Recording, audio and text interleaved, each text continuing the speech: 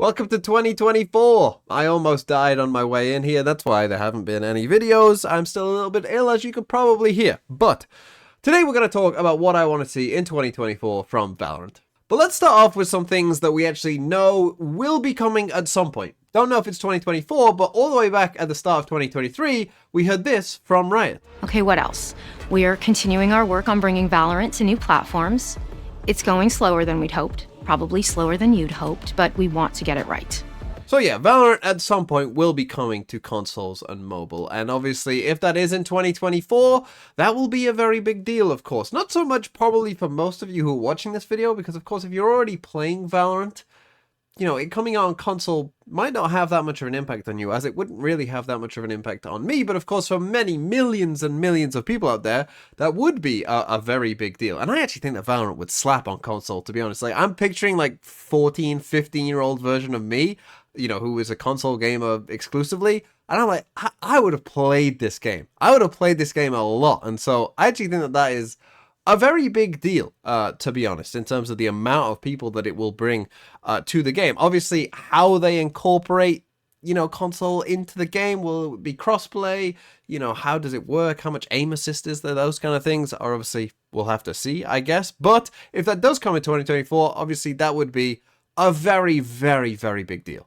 And the same can be said for mobile, of course, as well. Again, it's not something that particularly interests me necessarily, but of course, again, there are literally millions and millions of people who would play Valorant on mobile who wouldn't if, you know, they weren't there. And obviously, that's just good for the game, I guess. You know, to add millions of players, obviously, is going to be a big deal for any game. But there is something else that might be coming in 2024 that's been rumored to be coming for a while, and that is the replay system, which ValoLeaks a while ago tweeted this. Next year, still in development for the main client. Their replay is talking about like the Chinese client, or more like Overwolf. We should see replays early next year or later on. Or the or later on doesn't help me, but you know, he said early next year or later on, which would imply 2024 at some point. They have a working system now.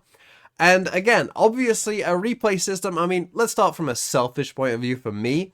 You know, it would be a game changer, really, in terms of just what I would be able to show, in terms of, you know, sometimes when I'm watching a game and watching a VOD and trying to work things out, I am guessing somewhat, right? Like, I'm guessing, like, why have you rotated there?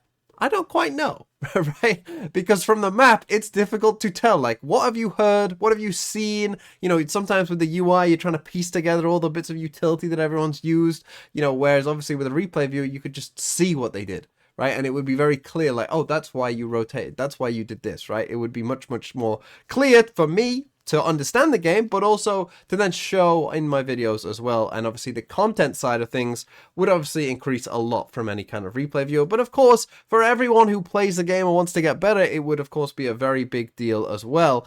And just make everything so much easier. So obviously this, again, like if we get the game out on console and a replay viewer in 2024, then that's probably going to be a pretty good year for Valorant overall, I would thought, you know, if those two things do come out this year. But yeah, this would obviously be a massive, massive deal, and I really do hope it happens this year, because it really would be a game changer in just so many different ways. Okay, and now let's move on to some things which we don't quite know is going to happen, but I'm hopeful that we will get in 2024. And the first one is, when we look back at 2023, one of the main disappointments for me was the new agents that came out in 2023. They were Gecko, ISO, and Deadlock, and they didn't really have a big impact on the game, right? All three of those agents didn't really do anything in terms of the pro scene, but also you don't really see a ton in ranked either.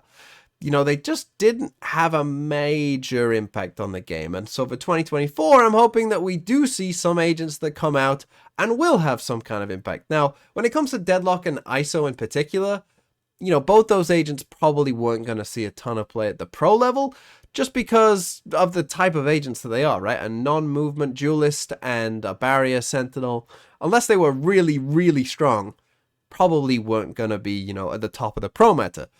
But even in ranked, you don't see, like, even ISO, you know, you might think you would see all the time in ranked. That I was genuinely worried, like, what if everyone in ranked is just playing ISO Reyna, like, every game? But actually, I don't think that that has been the case. Not that you'd never see an ISO, you do, but, you know, it's not like you see a ton. It's not like he's on Reyna's kind of pick rate, or even Jets necessarily. So, you know, I feel like the 3 agents have been a bit of a disappointment. Gecko I would put into kind of his own category, because at least he is different, at least he's unique. I can understand why the devs might have been cautious with Gecko, because, you know, an agent picking up his abilities every 10 seconds, yeah, that could have been completely broken, right? So I can understand being a little, like, cautious with him, but you know, basically, we didn't get a new agent coming to the game that actually had like a sizable impact. Like, oh, you're gonna play this agent on this map, right? Oh, that's gonna change the meta on this map. We just didn't really see that. And I don't need, you know, chamber levels of broken. You know, I don't want to see an agent like that, you know, just completely changes the game. But it would be nice if, you know, we got kind of like fade levels of agents, you know, where like they're good, they're just really good, and they get played for a while, and then, you know, you slowly nerf them, and it's like they're fine, right? That's the kind of level I'm hoping to see for at least like 1 agent a year.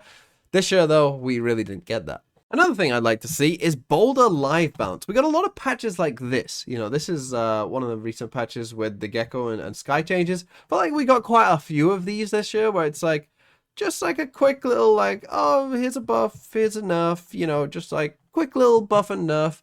We got a lot of these kind of patches this year. But personally, what I would prefer is more patches like this. Patch notes 4.04, where this is the patch where they just changed all the controllers, right? They just went, the controllers are a mess, let's just change all the controllers, and let's just fix the controllers, right? Like, this is the kind of patch that I would prefer, personally. I'd prefer fewer patches, and, you know, we get some of these sometimes, because I think that honestly is maybe a better way of doing it. And particularly, and they also changed Euro as well, but, you know, particularly for the way that they went about this in terms of like, we're going to focus solely like controllers, like we're going to change that class.